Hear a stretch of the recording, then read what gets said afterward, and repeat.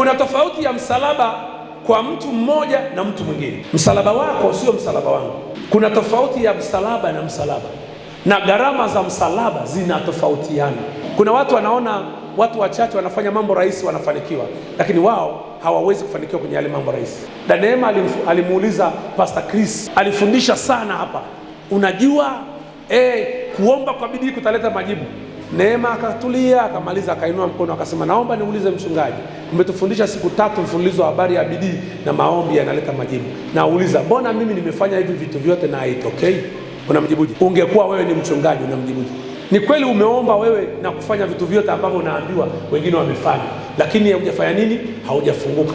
Ni kwa nini? Kwa sababu msalaba wako na msalaba wangu vinatofautiana. Kuna watu hata kabla hawajamaliza kuomba majibu yamekuja, lakini kuna watu wanamaliza kuomba na kufunga majibu hayajaji, wanarudia maombi ya pili na kufunga majibu hayajaji. Na ndio maana Yesu alisemaje? Ombeni bila kukoma. Kuomba kwa bidii kwa faa sana kwake mwenye haki akiomba, kwa maana ameomba kwa bidii, maombi yatajibiwa. Lakini wakati huo huo unaomba bila kukoma. Unaomba kwa bidii leo, unamaliza. Unaomba kwa bidii kesho, unamaliza. Unaomba kwa bidii mwezi ujao, unamaliza. Unaomba. Inategemeana aina ya msalaba uliobeba. Nataka nikuulize, mimi Alibariki Mbano, mchungaji ambaye mtoto wangu hapa Delight ama Purity anafikisha miaka 11, yuko madhabahuni, ameleta sadaka, ameombewa na watu wote, ameambiwa na birthday, ameondoka tangu anazaliwa mpaka anafikisha miaka 30, miaka 25. Jamani, Bwana Yesu asifiwe sana. Amejifunza kuomba, amejifunza kufunga, amekaa kanisani, ameimba kwaya, ameruka, ameenda.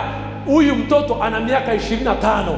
Amesomeshwa, baba yake amempeleka English media, amesoma wakati wenzake anaenda shule ya kawaida, yeye anaenda shule ya Kiingereza, anamaliza miaka 25.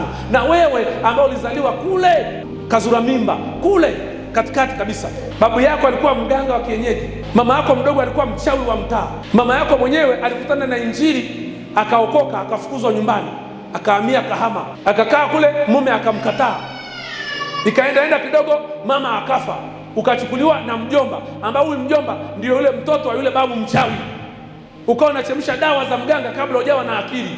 Ulipomaliza darasa la 7 ukakimbilia Dar es Salaam, ukiwa daa kule ukaenda Jangwani ukaokoka. Una miaka 26 unaokoka. Mtafanana wewe na Charity, mtafanana na Purity. Unaanza kusema mimi nimeomba sana siolewi. Wewe unasahau babu yako alikuwa anafanya nini? Yaani wewe kila jini lilikuwa likija kwa babu anakuozesha. Anasema haka katoto kangu, analiambia ile jini, usijali nitakupa mke. Nani huyu hapa?